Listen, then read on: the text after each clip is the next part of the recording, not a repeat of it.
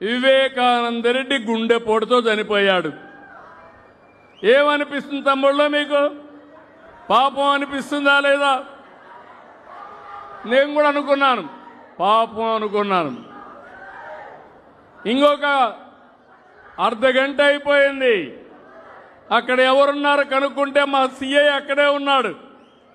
సిఐని పెట్టుకొని రక్తాన్నంతా పరిశుభ్రం చేసి నెత్తి మీద కత్తితో పోట్లేసి మెదడు కూడా బయట వస్తే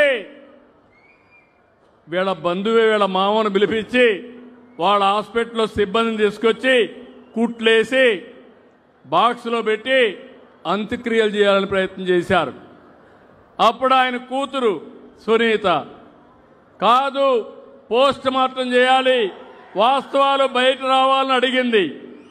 పోస్ట్ మార్టానికి వెళ్తే భయంకరమైన సత్యం బయట వచ్చింది. ఇది గుండెపోటు కాదు, గొడ్డలి వేటు.